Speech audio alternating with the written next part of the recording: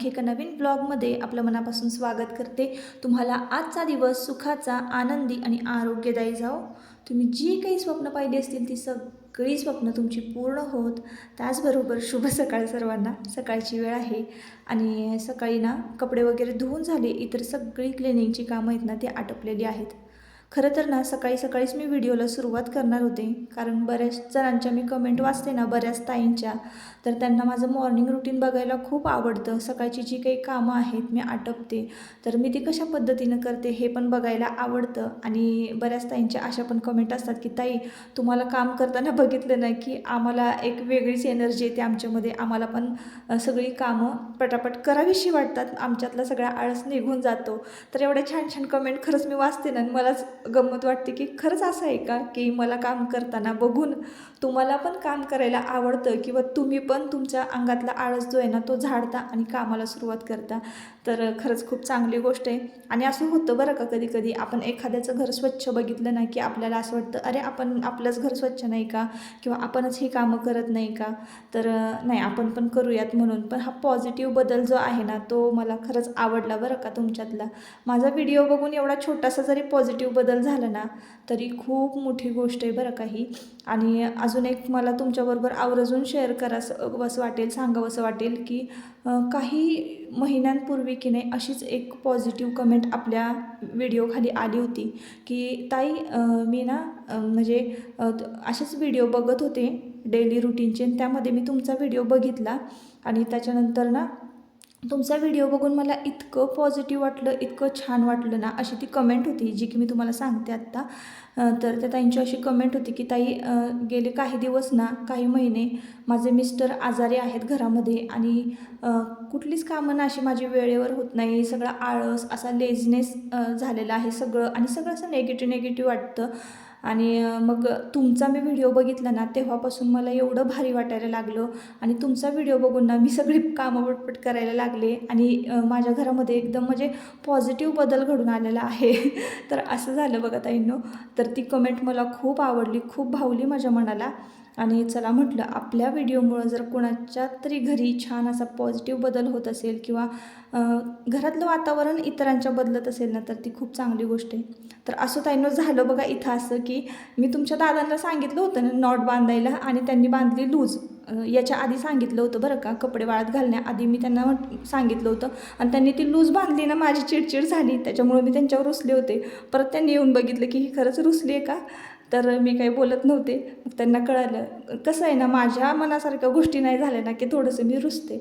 तर त्यांनी येऊन परत बांधून दिली ती व्यवस्थित टाईट। तर होतं असं, हे ब्लाऊज जे आहेत ना मी वेअर केलेला आहे तो रेडीमेड ब्लाऊज आहे, आणि त्याची नॉट पाठीमागची लूज असेल ना तर ते शोल्डरमधून मग खाली खाली घसरतो, मग मला ते अजिबात नाही आवडत। ब्लाऊज कसे एकदम व्यवस्थित असले पाहिजे फिटिंगमध्ये, आणि मग ते व्यवस्थित बसतो, अगदी चापून चुपून असो।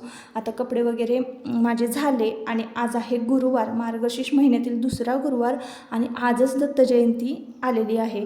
तर हा व्हिडिओ तुम्हाला थोडासा उशिरा शेअर होतोय, थोडा म्हणजे खूपच उशीर झालेला आहे, पण म्हटलं चला तुमच्याबरोबर शेअर करूया। जर मी शूट केलेला आहे तर काही कामानिमित्त, आता तुम्हाला माहिती आहे जसं की माझा छोटासा बिझनेस आहे, इतर सगळ्या गोष्टी, तर हे सगळं मॅनेज करणं जरा अवघड जातं ना, मग म्हणूनच व्हिडिओ अपलोड करायला उशीर होत असतो। तर सकाळी पूजासुद्धा मांडून घेतलेली आहे, आणि सगळं आवरून झालेलं आहे। कशा पद्धतीने मी पूजा मांडले ते तुमच्याबरोबर शेअर केलं, आणि मग त्यानंतर घर सगळं आवरलं, आणि आज की नाही जरा बाहेर जाण्याचा योग आलेला आहे। कुठं जायचं आहे ना तर ते मी तुमच्याबरोबर पुढे शेअर करतेच, पण त्याआधी ना इथे मी तुमच्या दादांना कामाला लावलेलं आहे। त्यांना सांगितलं की जरा माझे पार्सल जे पाठवायचे आहेत कुरिअरनी, लाल तिखट मसाला, तुम्हाला माहिती आहे मी कांदा लसूण मसाला जो आहे तो सेल करते, तर तुम्हाला जर पाहिजे असेल तर नक्की ऑर्डर करा। मी इथं स्क्रीनवर सुद्धा नंबर देते, आणि डिस्क्रिप्शनमध्ये सुद्धा व्हॉट्सअप नंबर देते, त्यावर जाऊन कॉन्टॅक्ट करा, आणि माझा जो कांदा लसूण मसाला मी तयार केलेला आहे तो टेस्ट करून बघा, आणि तुमचा रिप्लाय नक्की द्या। तर खूप छान आहे. नॉनव्हेज पदार्थ म्हणा किंवा व्हेज पदार्थांना भाज्यांना एकदम मस्त चव येते. तर तेच काही पार्सल मला आज पाठवायचे होते ना, तर त्यांना मी पत्ता लिहायला सांगितला होता. आणि माझं इथं ना सगळं काम आटपलं होतं, फक्त रांगोळी काढायची राहिली होती. तर चला मग म्हटलं छोटीशी रांगोळी काढून घेऊया. तर चांदीची पावलं मी उंबरावर बसवलेली आहेत ना, त्याच्या आजूबाजूला स्वस्तिक काढत असते. छोटीशी अशी रांगोळी काढते, जास्त काही मोठं नसतं. लादी वगैरे पुसून घेतली, चकाचक केलं घर संपूर्ण आणि एकदम भारी वाटलं बरं का. तर चला, देवाच्या निमित्ताने का होईना आपल्याला बाहेर जाण्याचा योग आला. तर असं होता ना, आमच्याकडचं दत्त मंदिर मी तुम्हाला दाखवते. इथून पुढं ना मागं एकदा मी श्रावणामध्ये गेले होते, तर तेव्हा तुम्हाला मी ते घाटातलं दत्त मंदिर दाखवलं होतं, तिथे थांबले होते. मंदिराच्या बरोबर बाजूलाच ना एक धबधबा आहे. आणि आज दत्त जयंती ना, तर खूप मोठा उत्सव असतो तिथं. तर आपण दत्त महाराजांच्या दर्शनासाठी जाणार आहे. आणि आता घरातली पूजा वगैरे सगळं आवरून झाले. आता 4 वाजता मुलं येतील, पण त्याआधी म्हटलं आपण जाऊन यावं. आणि तिथं ना आपण म्हणजे थोडंफार काही दान केलेलं आहे. आणि इथं पण कॉलनीमध्ये मंदिर आहे ना, तर तिथं पण आपण थोडंफार दान करतो, जेणेकरून अन्नदान हे सगळ्यात श्रेष्ठ दान आहे ना, असं समजलं जातं. तर दर दत्त जयंतीला जमेल तसं थोडं थोडं आपण सगळ्यांनी म्हणजे करावं, ज्याला इच्छा आहे त्यांनी करावं असं आहे. तर मग थोडंसं सगळीकडे इकडं थोडं तिकडं थोडं असं केलं होतं. तर त्यांनी ना भंडारा असतो, प्रसाद असतो, आज महाप्रसाद असतो, तर तिथं बोलवलं आहे. तिथं आपण जाऊयात आणि दर्शन घेऊयात. तुम्हाला सुद्धा मी दर्शन घडवते, ब्लॉग कंटिन्यू करा. डबे घेऊ का? मला तर असं वाटतंय वेणी असू दे, चांगली वेणी, वेणी चांगली. तर सकाळपासून साडी नेसली होती मी, आणि साडी नेसूनच पूजा वगैरे मांडून घेतली आणि घरातली इतर कामंसुद्धा झाली होती. आता की नाही मला जरा वेळणी घालायचा कंटाळा आला होता, आणि कुठं जायचं म्हटलं की नाही, मग तुमचे दादा असे केस वगैरे वर उभे राहिलेले दिसले की ओरडतात. पण मला कंटाळा येतो वेणी घालायचा, म्हणून मग तरीसुद्धा मी असंच पटकन आवरलं आणि वेणी घालून घेतलेली आहे. तसं बघायला गेलं तर बघा, केस खूप माझी पातळ झालेली आहेत आता सध्या की नाही. केसांकडे किंवा स्वतःच्या स्किनकडे वगैरे अजिबात लक्ष नसतं माझं. घरातलं काम आणि इतर बाकीची जी कामं आहेत तेच चालू असतं माझं, किंवा पुढच्या डोक्यामध्ये पुढचे विचार की आपल्या बिझनेसमध्ये कसा आपण बदल घडवू शकतो हेच माझ्या डोक्यात असतं. त्याच्यामुळं काही जास्त मी स्वतःकडे लक्ष देत नाही, पण त्यातल्या त्यात व्यवस्थित राहण्याचा माझा प्रयत्न असतो बरं का. असो, तर आता इकडं की नाही निघालेलो आहे आपण दत्त मंदिराकडे. तर पाचगणी महाबळेश्वरचा जो घाट आहे, त्या घाटामध्ये ना दत्त महाराजांचं मंदिर आहे. आणि म्हणजे घाटाच्या घाट चढला की लागतं. तर तुम्हाला मी पुढे दाखवतेच. त्यानंतर मग गर्दी इतकी होती ना आज या घाटाला, भरपूर गर्दी होती. दुपारचं वातावरण होतं ना, तरीसुद्धा एवढा वातावरणामध्ये गारवा होता ना, आणि धुकं होतं आजूबाजूला थंडीमध्ये. तर असं इकडचं वातावरण असतं. घाट थोडासा पुढं ओलांडला ना की वातावरणच सगळं बदलतं. आता आपण पोहोचलेलो आहोत मंदिराजवळ. तुम्हाला गाड्या इथं पार्क केलेल्या दिसत असतील. तर ज्यांनी इथं स्वइच्छेनं दान केलेलं आहे ना, ती सगळी लोकं येतात. आणि आजूबाजूची गावची जी लोकं आहेत आवर्जून इथं महाप्रसादासाठी दर्शनासाठी येत असतात. तर खूप मोठी पूजा घातली जाते इथं. आणि मग त्या पूजेसाठी, त्या दर्शनासाठी लोक इथं जमलेली असतात. तर इथं बघा किती सुंदर पूजेची मांडणी केलेली आहे. तर जिथं जिथं पूजा होईल, होम हवन होईल ना, तिथलं वातावरण इतकं भारी आणि मंगलमय होतं ना, की खरंच म्हणजे तिथं गेल्यानंतर लगेचच आपल्याला ती एक सकारात्मक ऊर्जा जाणवायला लागते. तुमच्याबरोबर असं होतं का मलाच असं होतं? मला नक्की कमेंट करून सांगा, की जिथे पण मी पूजेला जाईल ना, तिथलं वातावरणच खूप वेगळं असतं आणि वेगळंच फिलिंग येतं बरं का.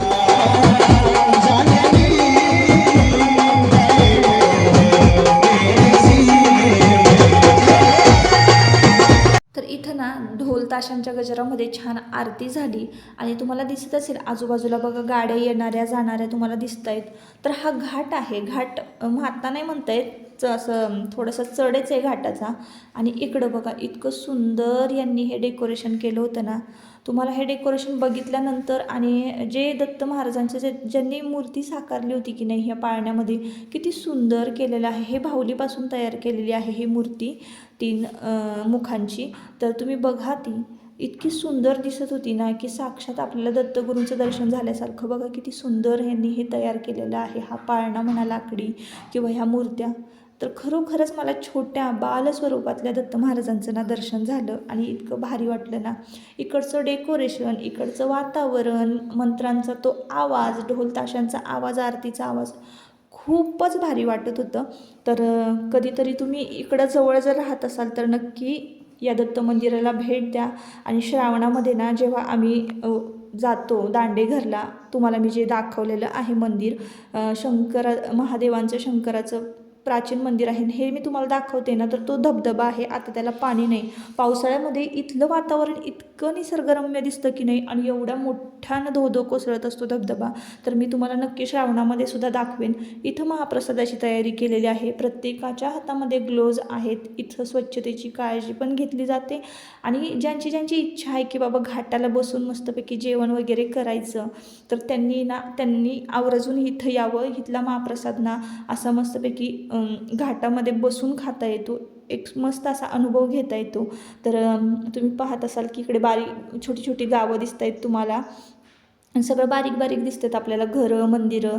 तर हे खूप बघण्यासारखं आहे. हे आहे बुवासाहेबांचं ठिकाण, मंदिर. तर तिथं आम्ही दर्शन घेतलं आणि पुढे निघालो आणि घरी पोचलो. तर अशी होती आमच्याकडची दत्त जयंती. जरा तुमच्याबरोबर व्हिडिओ शेअर करायला थोडा उशीर झाला, पण म्हटलं चला आता ह्या वर्षी आपण एवढं शूट केलेलं आहे छानपैकी, तर ते तुमच्याबरोबर नक्कीच शेअर करूया. थोडा उशीर झाला तरी चालेल. तर समजून घ्या ताईंनो मला. आणि मग तर तुमच्या दादांना तिथं श्रीफळ मिळालं आणि हार मिळाला.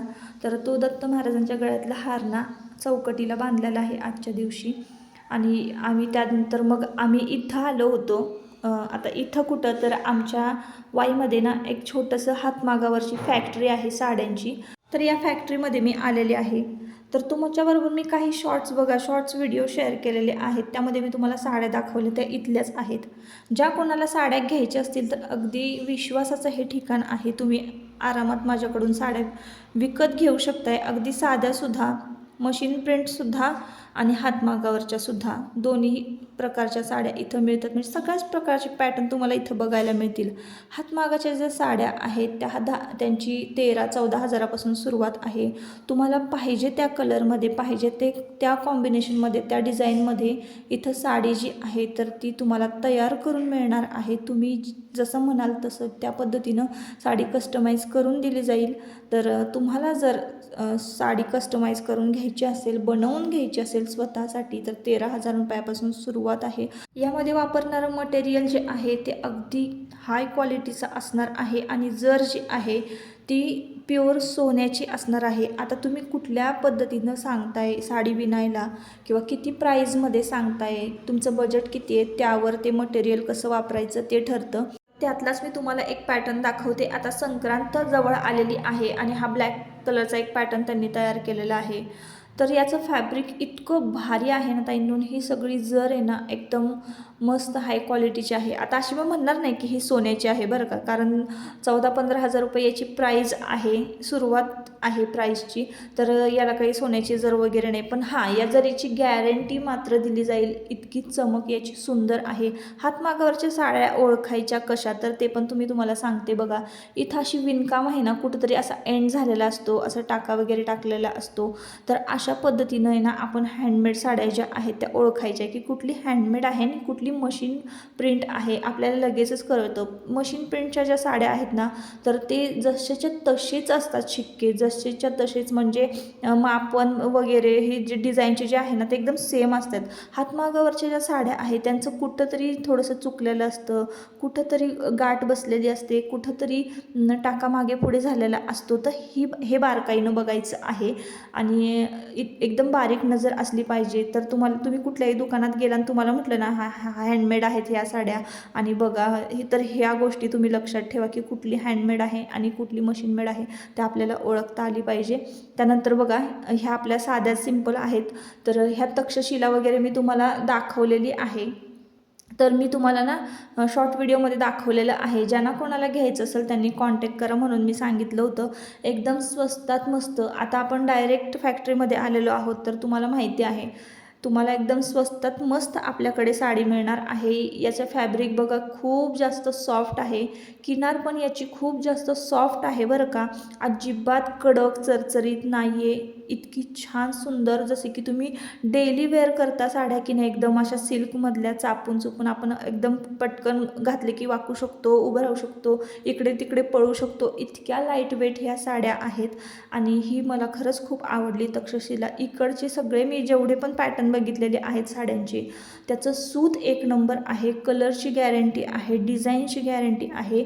आणि गोल्डन जरी बघा तुम्ही किती चमकते, इतकी छान ही प्रिंट होती ना तक्षशिलाची. आणि मध्ये मध्ये जे कलर यूज केले होते ना त्यांनी फुलांमध्ये, तर त्या कलरमुळे ना साडी खरंच खूप उठून दिसत होती. आता या साडीची तुम्ही गोल्डन जरी बघा किती सुंदर आहे. ब्लॅकचे पण भरपूर पॅटर्न होते इथं, त्यातले 2च पॅटर्न मी तुम्हाला दाखवले जे की मला खूप आवडले पर्सनली. तर हा एक पॅटर्न मला खूप आवडलेला आहे. याचा वेल बघा, याच्या वेलाचं काम बघा किती सुंदर आहे. आणि मध्ये मध्ये जो थोडासा कलर त्यांनी ॲड केलेला आहे फुलांमध्ये, तर एकदम म्हणजे असं घातल्यानंतर आपण एकदम छान दिसायला लागू, असं खरंच सांगते मी तुम्हाला. हा मला पॅटर्न खूप आवडला होता. तर एकदम स्वस्तात मस्त आहे तो. एक 1600च्या आसपास याची किंमत आहे. तर तुम्हाला यातली कुठलीही साडी आवडली तर मी दिलेल्या व्हॉट्सअप क्रमांकावर नक्की जाऊन विचारपूस करा, कॉन्टॅक्ट करा. आणि मी जी वेअर केलेली आहे आज साडी नारायणपेठ, तर ती खरं तर आहे ना त्याची क्रेज काही जातच नाही बरं का, खूपच छान उठून दिसते. जी मी आज वेअर केलेली आहे तर ती सुद्धा मी इथूनच घेतलेली आहे. तर इकडे बघा, आता मी जी तुम्हाला साडी दाखवते ना, तर ती मुनिया पैठणी आहे. मुनिया पैठणीची एका ऑर्डर घेतलेली आहे यांनी, तर त्याचीच आपल्याला ती माहिती देत होते, सांगत होते. मुनिया पैठणीची बॉर्डर विणायला घेतलेली आहे. त्याची बुट्ट्यांचं काम बघा. हातमागावरच्या साड्यांची क्रेजच वेगळी असते. म्हणजे आता ह्या साड्या जी लोक वापरतात ना त्यांनाच ते कळतं. तर ही जी जरी आहे ना, तर ती बघा, लाखाच्या पुढची जर किंमत असेल साडीची, तर ती गोल्डनची जरी यूज केली जाते त्याच्यामध्ये. आणि हे जे काही फॅब्रिक आहे, हे जे काही मटेरियल आहे, ते खूप कॉस्टली असतं. तर असं आहे हातमागावरच्या साड्यांचं. तर मला जेवढं माहिती होतं, मला जेवढं त्यांनी सांगितलं होतं, तर तेवढं मी सगळं तुम्हाला सांगितलं. तर ग्रीन आणि रेड कॉम्बिनेशनमध्ये ही मुनिया पैठणी त्यांनी बनवायला घेतलेली आहे. तर असो ताईंनो, आता बघा इकडं मी तुम्हाला दाखवलेलं आहे कसं कसं आहे, काय काय आहे, हातमागावर साडी कशी विणली जाते, काय मटेरियल वापरलं जातं, काय किमती असतात, हे बऱ्यापैकी मी तुम्हाला सांगितलेलं आहे. चला तर मग आजच्या व्हिडिओचा इथंच शेवट करते. पण माझ्या प्रत्येक मैत्रिणीला, प्रत्येक ताईंना असं वाटत असेल की एक तरी साडी आपल्याकडे हातमागावरची असायलाच पाहिजे. आणि असायलाच पाहिजे, त्यासाठी आपण छोटं छोटं करून आहे ना सेविंग केली पाहिजे. आणि एक साडी तरी आपल्यासाठी आयुष्यामध्ये अशी घेतलीच पाहिजे. तर असो, माझं पण हेच एक छोटंसं स्वप्न आहे, तर ते कधी ना कधीतरी मी पूर्ण करणारच बरं का. तर प्रत्येकाची हीच इच्छा असते. तर असो, चला आता या ब्लॉगचा शेवट मी इथंच करते.